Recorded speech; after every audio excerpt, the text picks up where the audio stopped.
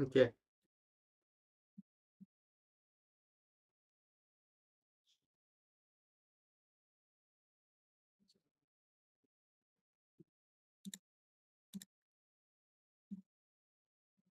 All right.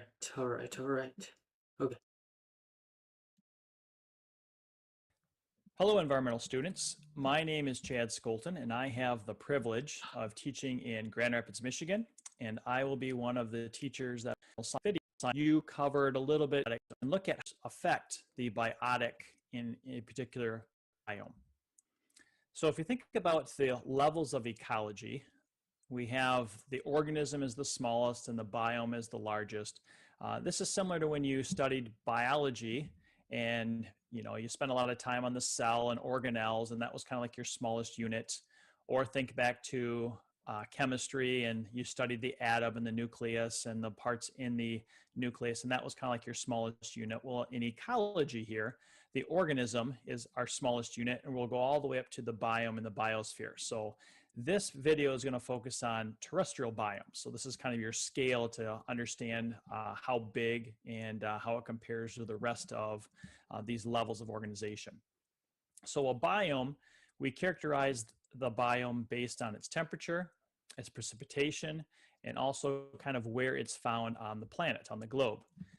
And keeping that in mind, there's two factors that make a biome more productive than others. And productivity is that measurement that allows us to say, well, this biome to keep planet. We kill systems.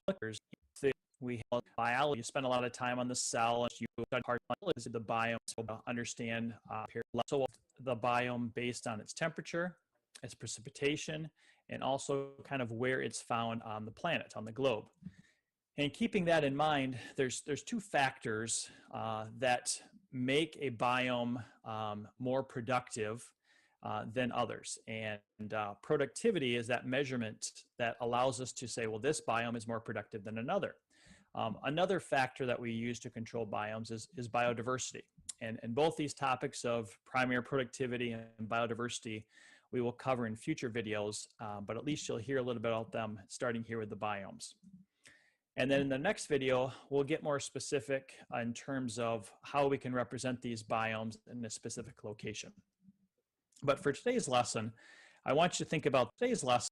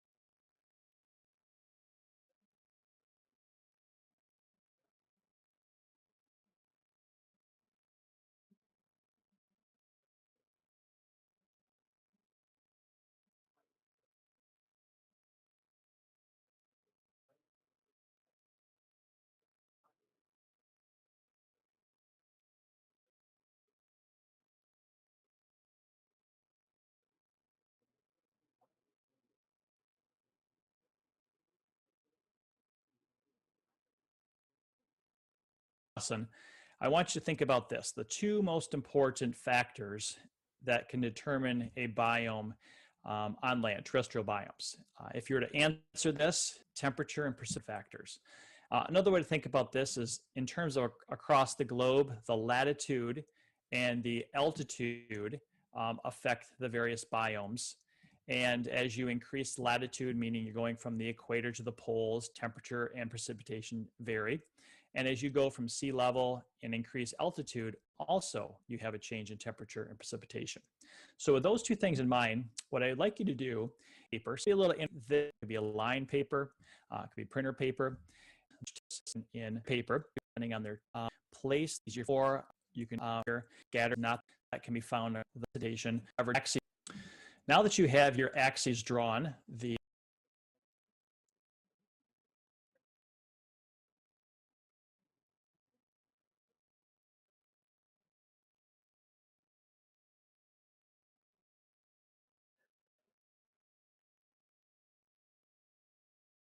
the average is not a pencil. You create to. And if you look at this organization, the dry deserts are on the bottom.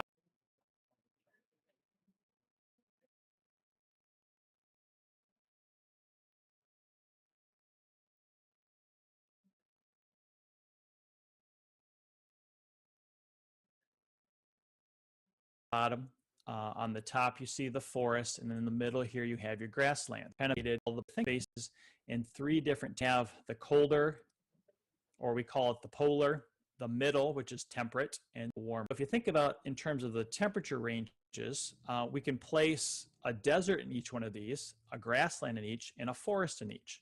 So we can have a polar desert, a polar grassland, or the tundra, a polar forest, which is the taiga, a temperate desert, a temperate grassland, which we call a prairie in the United States, or a steppe in Asia, or more latitude going from the poles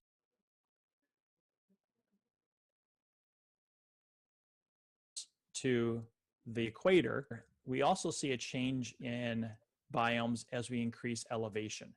So if we look at, for example, in the state of Arizona, if you've ever been to Arizona, maybe you are in Arizona, you're familiar with the terrain. If you drive across the state, you will see a change in elevation. Level usually to a tundra, which is an alpine meadow. So in this case, we don't have to travel the country to see all these biomes. We can, in one state, one location, see all the variety of these biomes. And this we'll wait this biomes. A very simple. This is just all desert. The second desert. Three reinforce what we did here today. Thank you so much for watching this dry desert.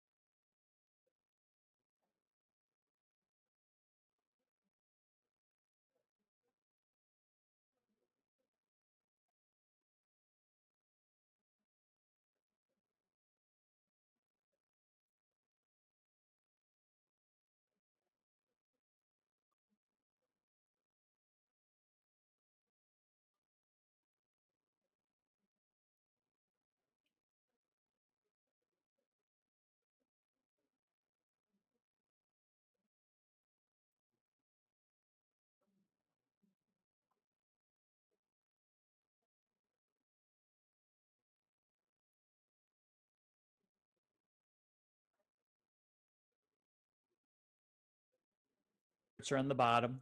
On the top, you see the forest, and in the middle here, you have your grasslands. Now, this might look kind of busy, maybe a little complicated, especially if you're not familiar with all the biomes. So kind of a good way to think about this is if we arrange these based on temperature, we can place these in 3 different temperature zones. So we have the colder, or we call it the polar, the middle, which is temperate, and then on the far right, we have tropical, the warmer temperatures. Do do do do do do. Hello, environmental students. This is Mr. Skolton again, and I want to thank you for joining me today in this AP daily video. The topic again is terrestrial biomes, and we're looking at our second in a kind of 3-part series. The first video very generally looked at the 9 major biomes that we can find across the globe. But what I want to do in this video now is more specifically look at local cities, locations on these biomes, and what you can expect in those places. So one of the practices in terms of your AP environmental course that you will get a lot of practice with, one of these skills, is describing patterns or trends in data. And so we're going to use that today in this video, and we're going to also maybe to draw some conclusions. Biome and ecology. So we're going to write out 2 y-axes. So most of your graphs have an x and a y. This one has a double y. So on one side, we see the average, the mean monthly precipitation, and on the other side, we see the average or mean annual temperature. So in this case, we have 2 lines combined into one graph.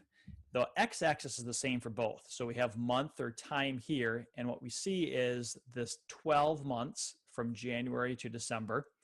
So we can say, all right, well, what month did we have the most precipitation? It also happened to be one of the warmer months as well. So in this climate, correlate in seasons that we would see more like a temperate region. Let's look at Malaysia. One of the things to point out with Malaysia here is it's pretty consistent all throughout the year. There is no winter, summer. It's the same temperature year round. It is always above freezing, so there's always a growing season, 12 months of the year. And the other thing is it doesn't necessarily have too much of a dip in when the precipitation, too much of it allows us policies. If I go below the freezing, all there is way more like it. Let's look at Malaysia. One of the things to point out with Malaysia here is it's pretty consistent all throughout the year. There is no winter, summer. It's the same temperature year round. It is always above freezing, so there's always a growing season, 12 months of the year. And the other thing is it doesn't necessarily have too much of a dip in when the precipitation occurs. And so as we would expect, we have a rainforest, lots of precipitation throughout the year.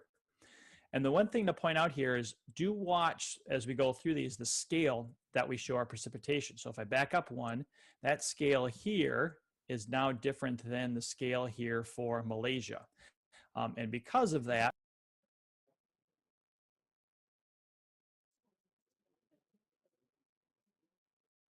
is the scale that we show our precipitation. So if I back up one, that scale here is now different than the scale here for Malaysia.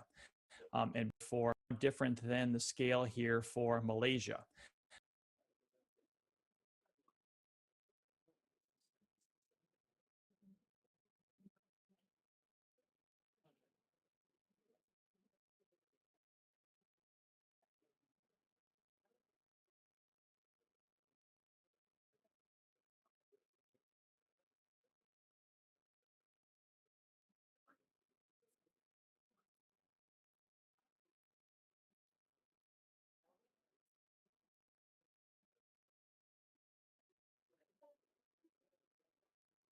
And because of the great rain, here is the forest at Arizona. And Arizona and Yuma here is a desert. Notice what happened to our 2 lines. We have the precipitation now is below the temperature.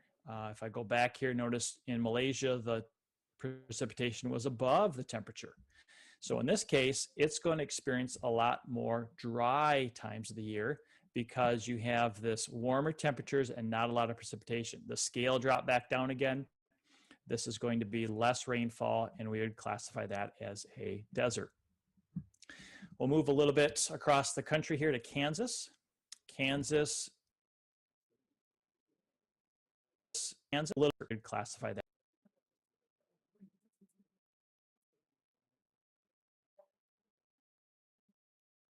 as a Kansas.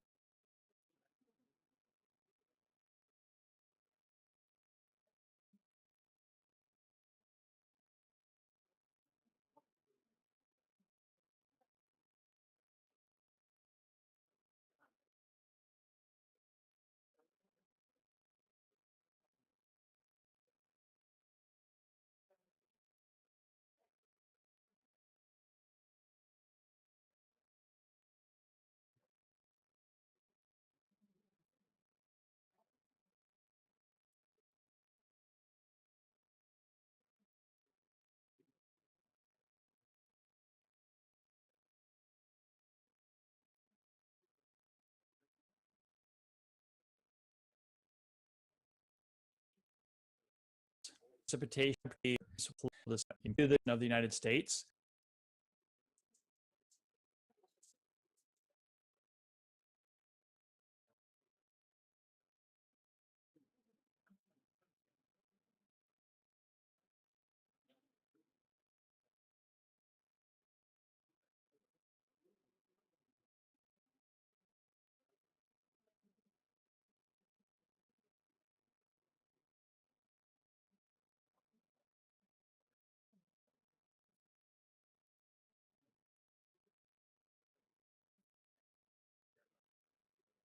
Notice that we have a lot more rain. That scale just changed.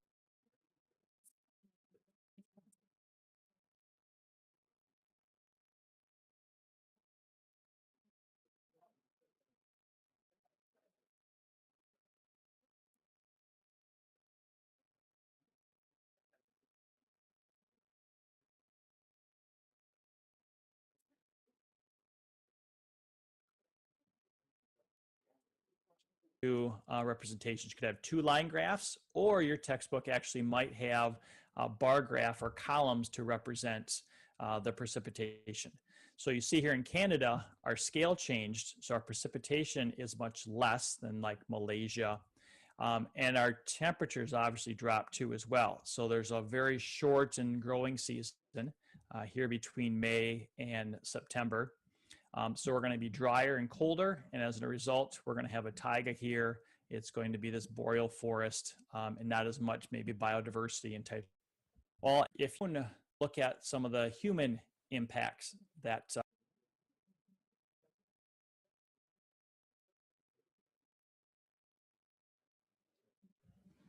hello, environmental students. My name is Mr. Skolton, and thank you again for joining me today on this AP Daily video as we conclude our topic on terrestrial biomes. So something to think about in terms of our biomes and our interaction with those is the impact that humans have on the biomes, just like obviously the biomes have an impact on us. And so one of the skills that you will be working through the entire course is being able to describe environmental problems. If you were just to study ecology alone, the story would end here. In other words, you would just learn kind of the abiotic, the biotic factors, and understanding the biomes and classifying those. But what makes environmental science different than just ecology is we take it one step further and look at how humans impact the environment and how, for the most part, it's a negative impact. So this kind of this story of environmental science, we are the antagonist. In other words, humans are the antagonist. And it should come as no surprise that we are the single most impactful species on the planet, and more times than not, that's in a negative impact. So for this video, I want to look at the problems that the environment faces, also looking at maybe some potential solutions to it. So if you look at kind of like the importance or the weight that the College Board puts on this practice here, you can see that probably most likely this would show up in a free response question, where you might be given an example of maybe a biome, and then you are asked to propose or justify a solution to a problem that humans have probably put onto that biome. So let me take our biomes that we spent on the last two videos on and just kind of walk you through some of the impacts and the disturbances, the problems that humans have on them. So if you live somewhere between the Mississippi River and the Atlantic Ocean, there are going to be a predominant amount of temperate settled oil biomes. This trend tropical that will grow in your region. And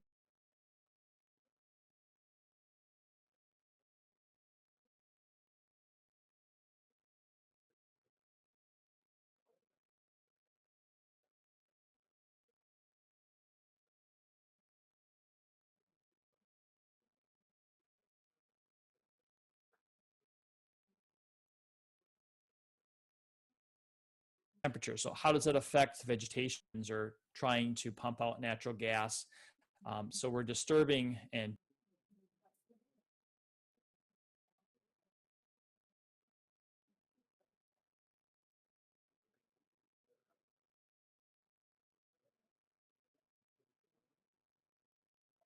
1, 2, 3, 4, 5, 6, 7. 1, 2, 3, 4, 5, 6, 7. 1, 2, 3, 4, 5, 6.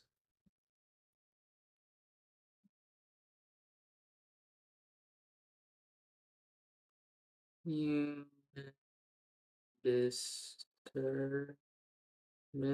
1, 2, 3, 4, 5, 6, 7. Okay. Broadleaf temperate forest, Eastern North America and Europe. Eastern North America, Europe, and Europe. Lodging and habitation.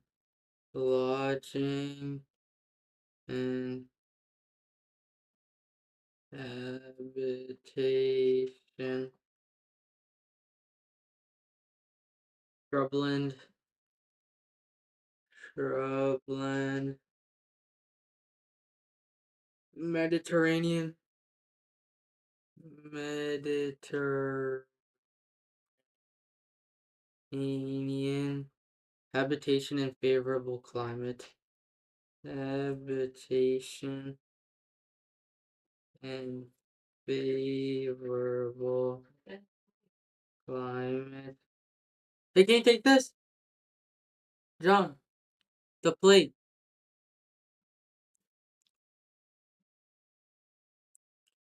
Temperate grassland American Corn Belt agriculture. Temperate grassland American Corn Belt agriculture.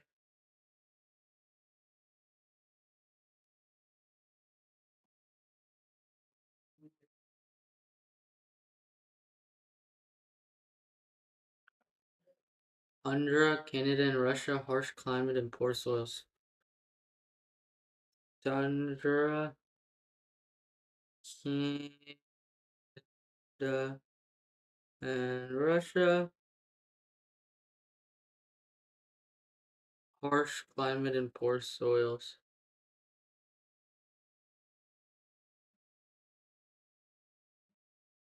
Harsh climate and poor soils. Taiga, Canada and Russia. Canada and Russia. Lodging, tar sands, and natural gas. Lodging, tar sands, tar sands,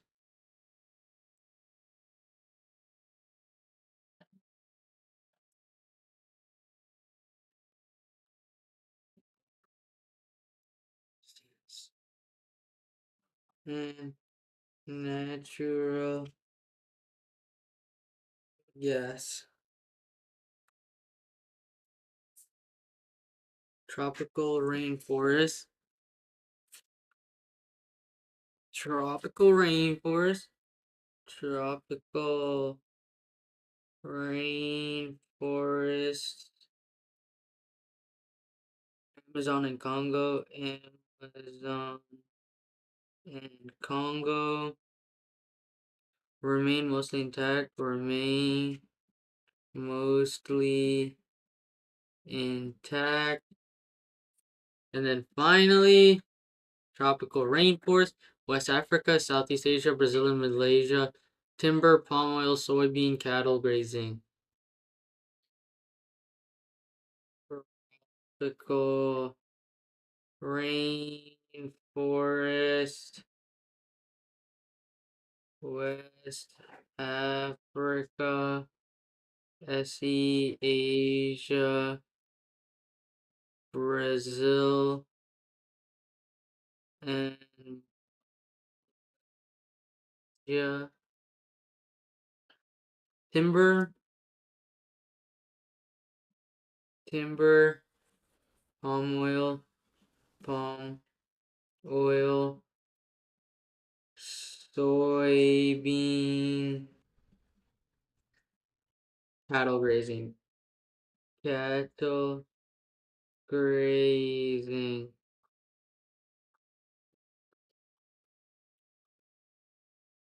or soybeans or used for grazing.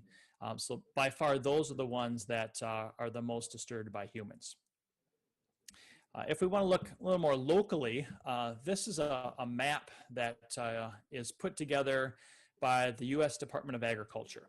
And not to say that we're all farmers, but maybe you like to have a garden, a vegetable garden, or maybe a flower bed. You should be aware of what plants grow in your region. And this is where the USDA has this plant hardiness zone map, and you can find out your location and what your zone is. Well, this is a way that we've kind of been able to track the changing in our biomes, because biomes do change over time. How much they change obviously depends on the climate conditions.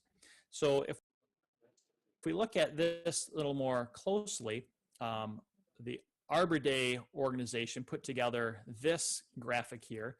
Again, Arbor Day, plant a tree. So what trees grow in certain areas. If we focus right Alright, I'm here gonna start on doing SAT Michigan, now notice that nice dark green color, zone 5.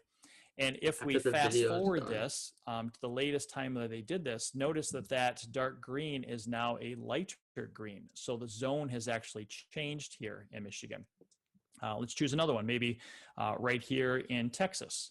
So notice right there, it's a zone 7. If I fast forward here, we notice now that it is a zone 8. So we're seeing this trend right here, obviously in your states, in our country, where we have a warming of the temperature. So how does it affect vegetation? Well, plants and animals have to adapt to this. An animal can obviously possibly migrate if it's big enough, or it can fly, but a smaller animal probably either has to adapt or die out. Same thing with plants. We'll see kind of a shifting of biomes closer to the poles. So maybe a shrinking of some of the polar and increasing of some of the temperate and the tropical throughout time. Thank you once again for spending time watching this AP Daily video, and continue with our next topic, which will be about aquatic biomes.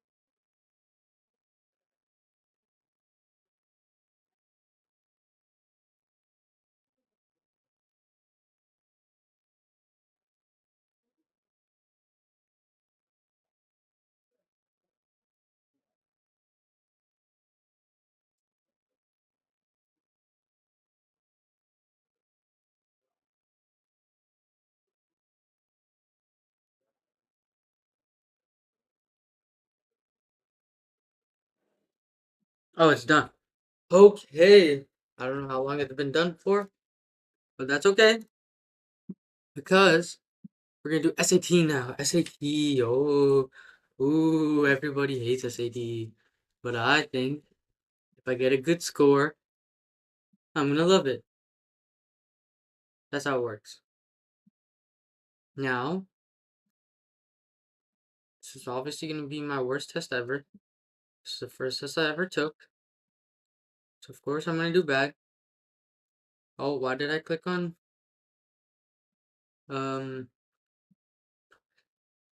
11? It's A. 12. Let's do 12 now. 12. 12. Ow. That hurt.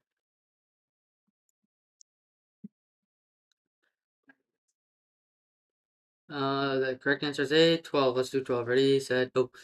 Researchers hypothesize. Okay, so which of the following two is most directly support? Researchers hypothesize that a decline in the population of dusky sharks near the mid-Atlantic coast of North America led to a decline in the population of eastern oysters in the region. Dusky sharks do not typically consume eastern oysters, but do consume cow-nose rays, which are the main predators of oysters.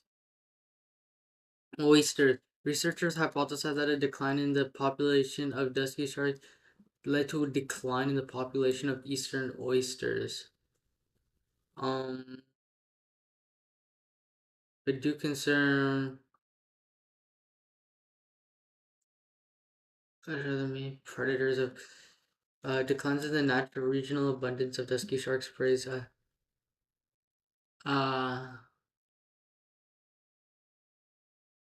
in areas with dusky certain consumption of eastern oysters by count was raised in the region substantially increased before the regional decline. Count was raised have increased in regional as dusky sharks have decreased. It's D.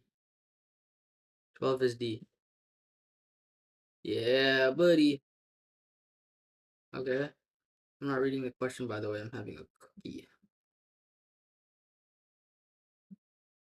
Mm-mm-mm-mm.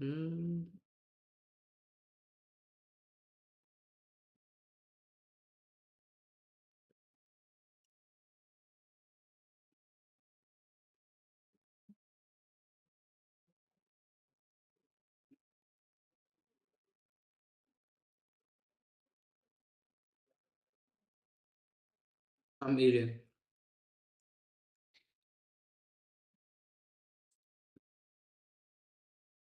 Alright, ready, set, go. Which of the finding of true would most directly support Paredes' argument? 20th century ethnographer is made out of conservative, particularly Mexican American folklore, but they did not always agree about the folklore. Oh,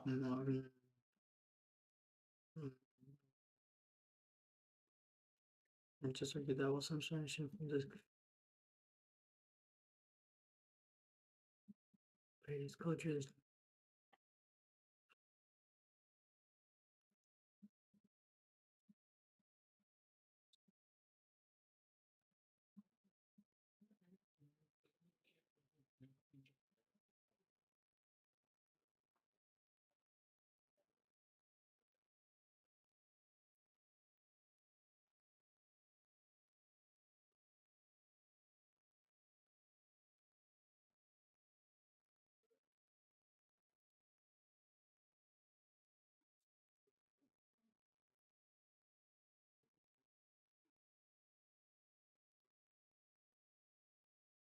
It's D. D. I put D. 13 is D. Correct answer is D. Okay, obviously. I put D. 13. Correct answer. D. Right. Get ready. Which is the largest, most logically complex paint molecules that are converted into further coloration. Coloration tends to be spread reflected in yogurt. So I was looking for help with thousands of dollars. This microstructure than the customer being form of things. And so just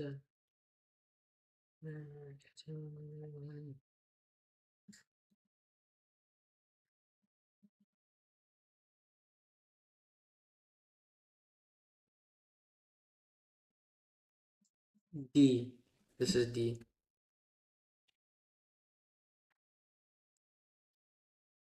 14 is D.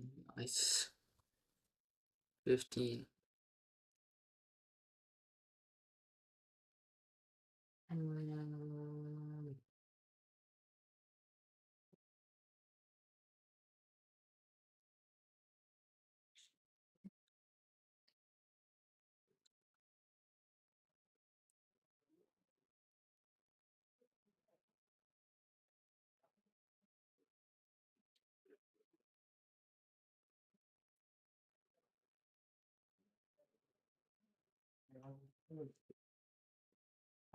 Which was most logically completes the text among social animals that care for their young, such as chickens, monkeys, and humans?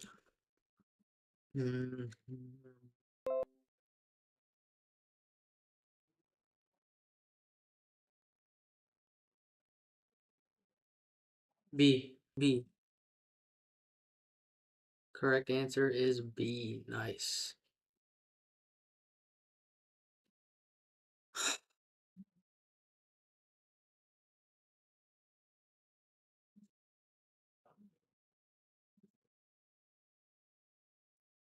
B. Correct answer is B. Making sure my stream is still on because I got a message saying it's done. Um, okay. Which was most logically completes the text. The integration of digital technologies throughout the process of book creation and ultimately also book production, but those decreased costs have been significant in the manufacturing and all bookers after.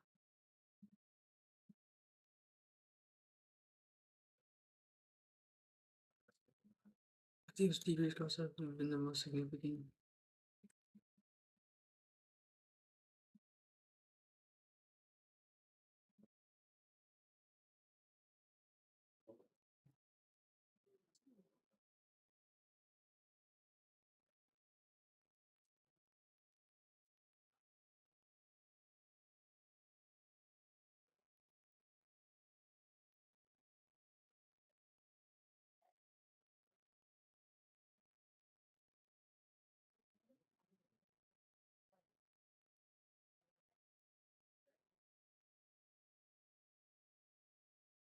D.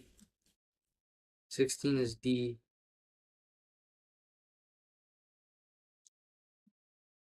Correct answer is D. Nice. 17. External forces are applied to a common glass made from silicates. Energy builds up around the viscosity affects the material, resulting in fractures. Recently, use a compound, aluminum oxide. D. Chemical compound aluminum oxide. Correct answer is D. Nice. 18. In many of her landscape paintings from 1970 which capture the essence of California fog shrouded Mount Tapelos in the region through abstraction using sculpture. Interestingly, the triangle representing the mountain itself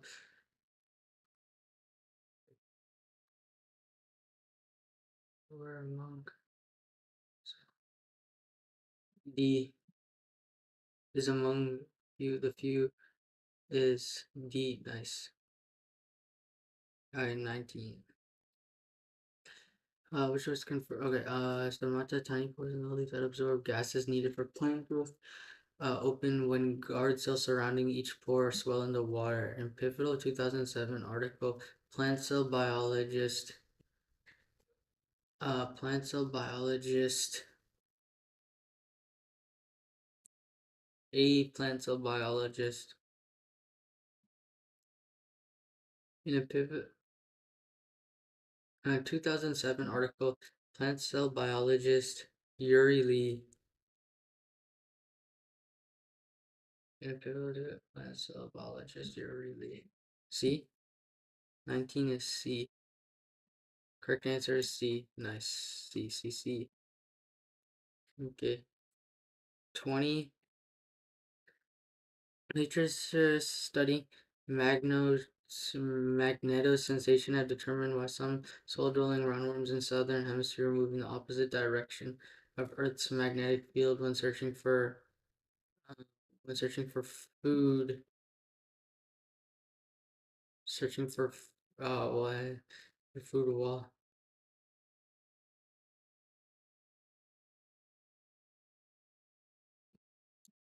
uh, searching for food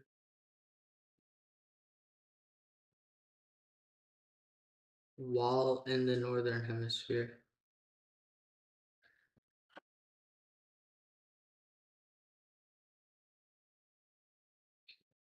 While wait, researchers studying magnetosensation have determined why some soil-dwelling roundworms in the southern hemisphere move in the opposite direction of the Earth's magnetic field when searching for food in the northern hemisphere.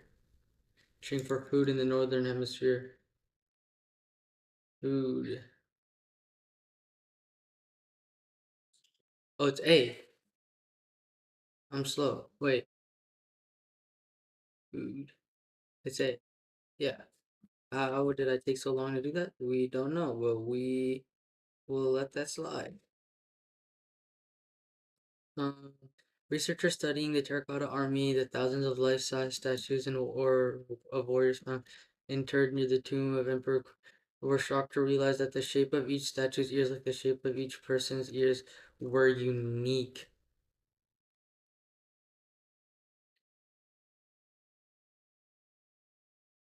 Were shocked to realize. Were unique at sea. Because that's to stay in the same tense.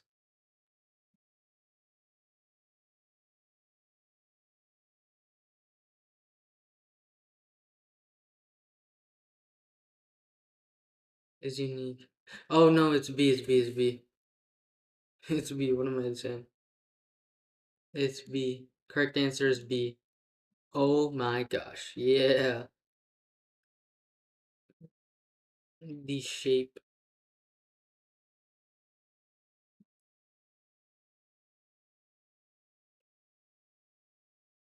Nice. 22.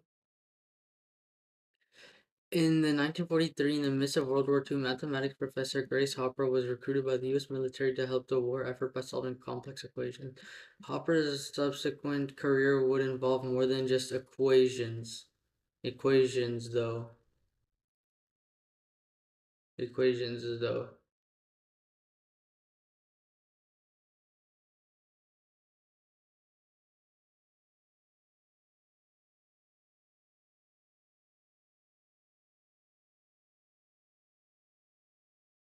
It's equations, though. It's A. That's the only one that makes sense. Correct answer is A. Nice. Bro, I'm actually getting better. Like, the improvement is real. What? The improvement is real. Okay.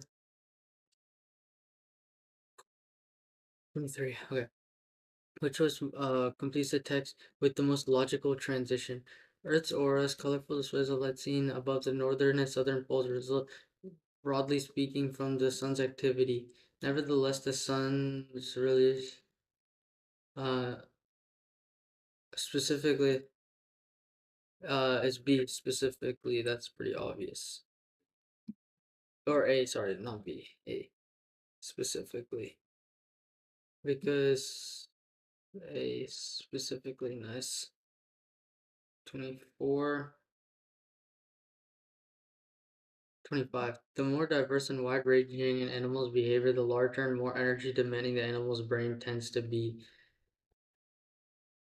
Thus, from an evolutionary perspective, animals that perform only basic actions would allocate fewer resources to growing and maintaining brain tissue.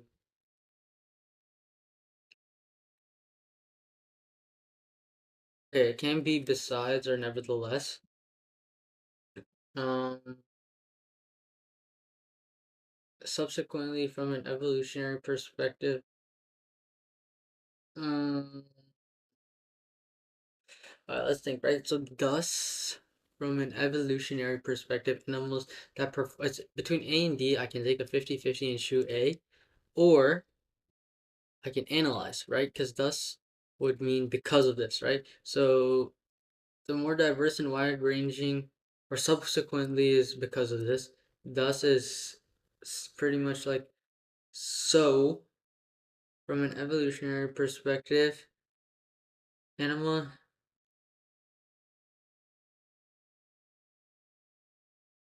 Okay, it's thus D. That's the only thing. I'll probably be wrong here. The answer is D. Oh my gosh. But the fact I shot means between A and D means I got lucky. Alright, let's see why it's in D. That the claim to this sentence is a consequence from the previous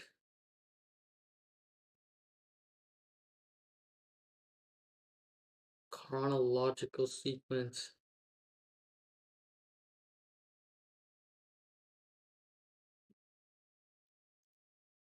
Sequence of the first.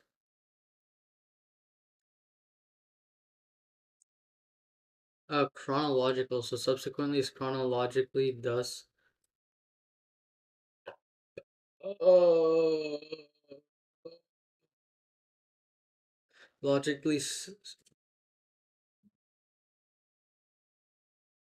thus logically signals that the claim in the sentence that animals performing only basic actions should allocate fewer resources to their brain tissue is a consequence of the previous sentence claims about energy demand. Yeah. All right, next D. So I got that right. Let's just mark that 25. Or wait, was that 25? That was 25. 25 was D. 24 was. Oh, I didn't do 24. All right. Okay. Which choice most logically? Which choice completes the text with the most logical transition? Some members of the U.S. Supreme Court have resisted calls to televise the court's oral arguments, concerned that the participants would be tempted to perform for the cameras and thus lower the quality of the discourse. In comparison, um,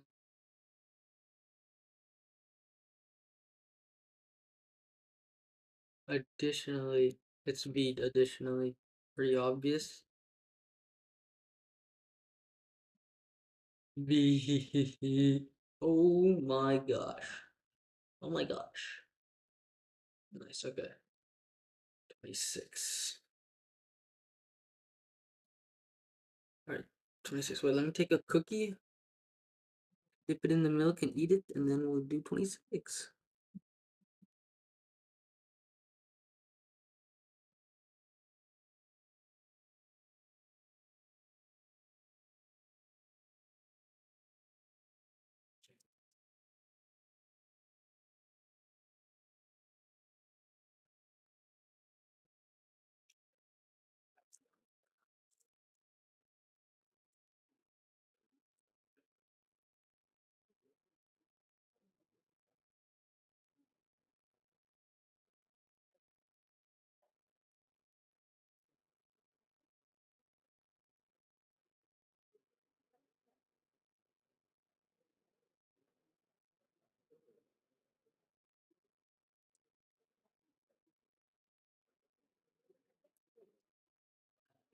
The student wants to emphasize the duration and purpose of Cohen's and Rodriguez's work, which wants to emphasize the duration.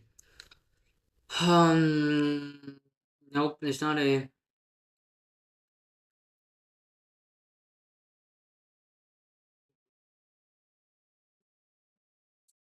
Let's see.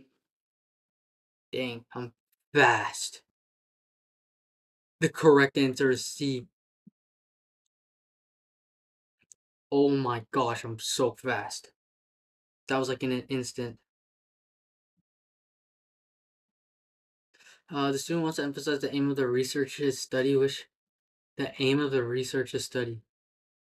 Oh, I remember getting this wrong, and I know why. The aim.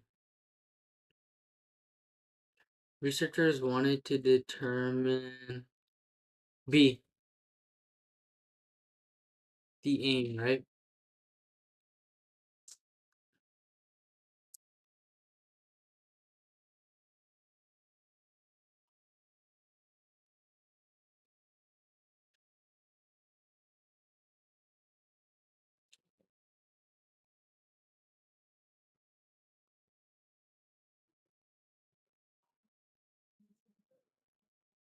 Wait, isn't it? Is it A or B?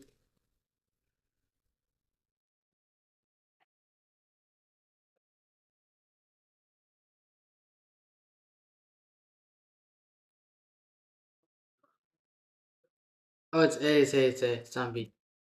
What am I saying? The fact I almost got that wrong is crazy. That's crazy, crazy. And analyze the data with it's A. Has to be A. Yeah. Nice, bro. Nice. Right, dude. What's right, dude? So right now, majority. Okay. So question 5 I got wrong. Diverge. Question 6. Didn't know the meaning of tenuous. Didn't know peripheral can be used in the context. Okay, dang, all of these are vocab related. Um, asked for the main idea, and I answered with what was happening instead. Main idea. Okay, I got it. I got it. Okay, let's do practice the other one I got wrong. How much should I get on the math portion? 740. If I get like a 780 plus 750, 780 plus 750. 1530, dude, that's low, bro. I need above 1530 at least. I need at least the 1550, bro. This is crazy. I've been studying for so long and I can't even get that. Okay, I'm gonna have 780 plus 780 is 1560. Okay, I can only max get like one wrong in each part.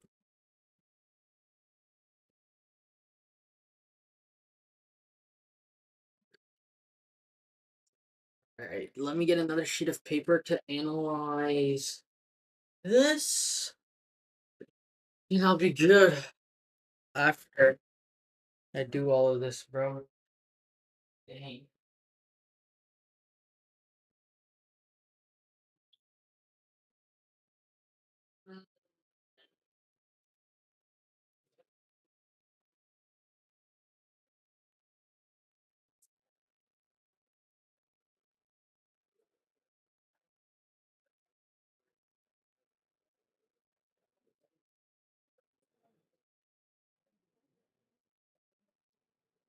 Okay. Practice test.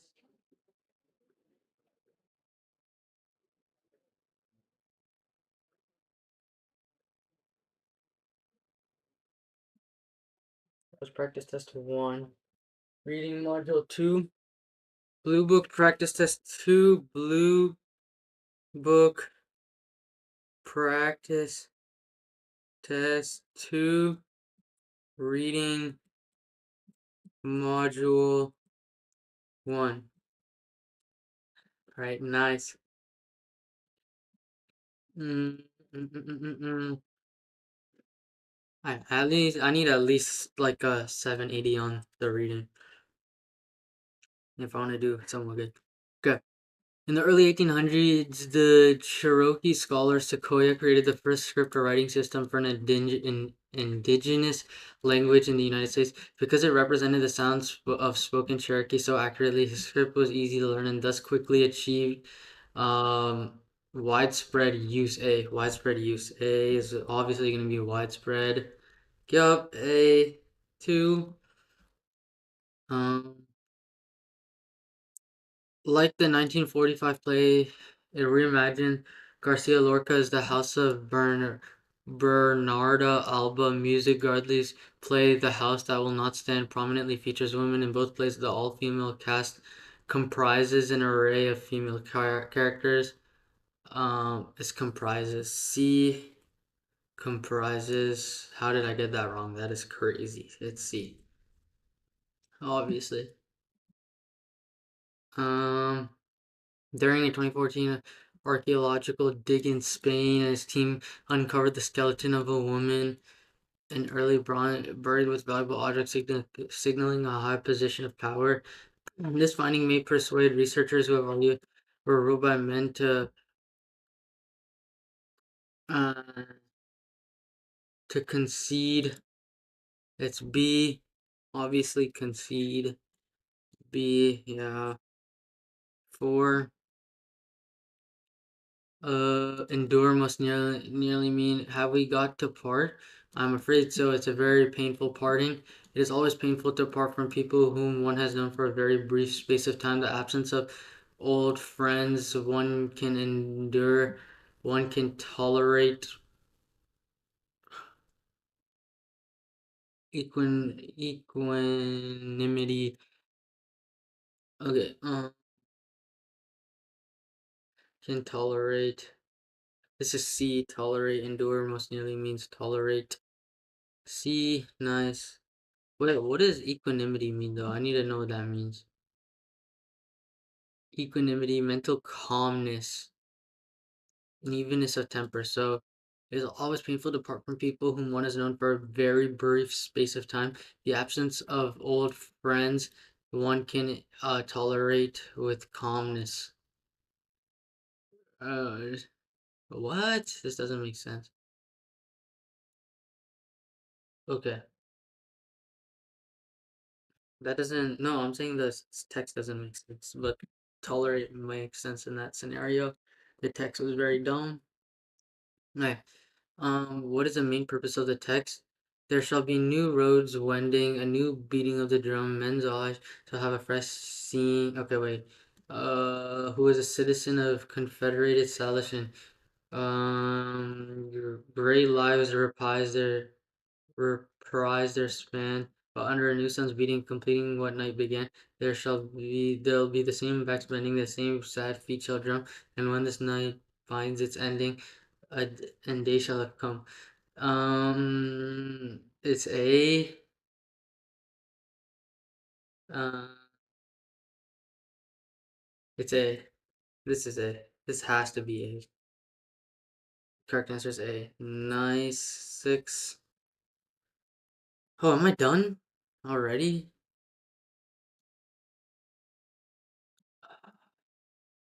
Okay, well, I guess I'm done. Alright, see you guys later.